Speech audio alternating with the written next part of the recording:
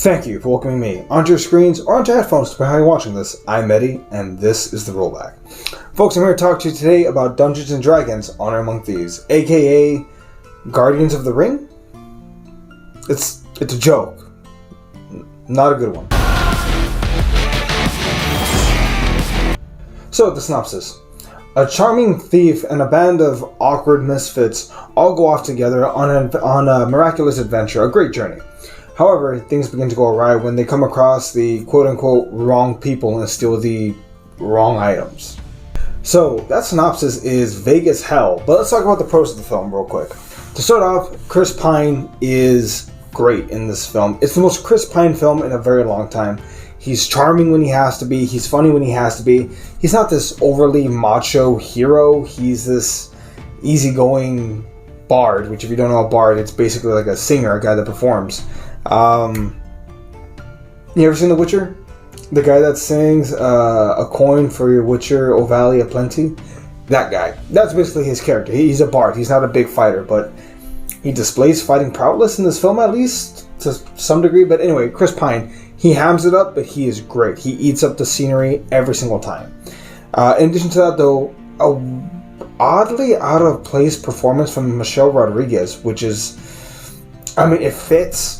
It fits the fact that she's a barbarian. It fits her character perfectly, and it's odd having her here, but also she's incredible. She's great. I really do like her character here.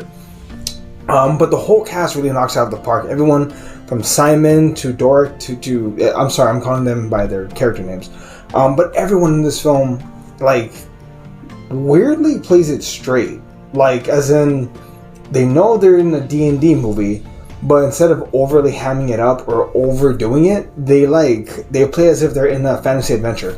Kind of like Lord of the Rings, because if you think about it from an outside perspective, Lord of the Rings, kind of ridiculous, but they play it so well that you take it seriously along with the journey itself.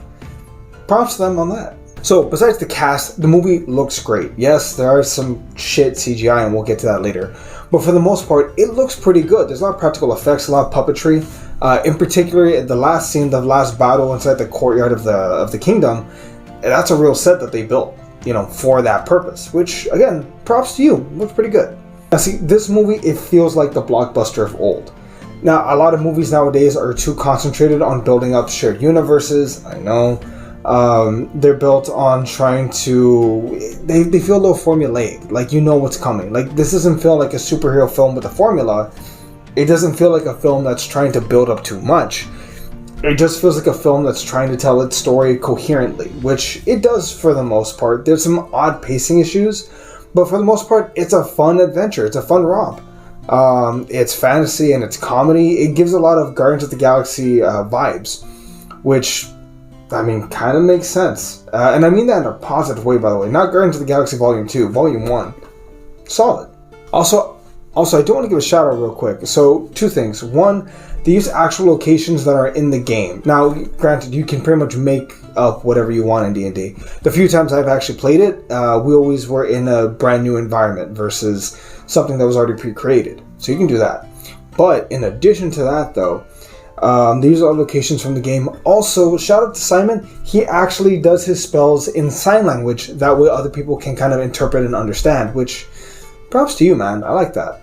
Now, as far as the cons, there are some CGI issues that look pretty bad. Not MCU Phase 4 bad, but bad nonetheless. There are some mistakes that are made with the CGI. It looks fake in some parts.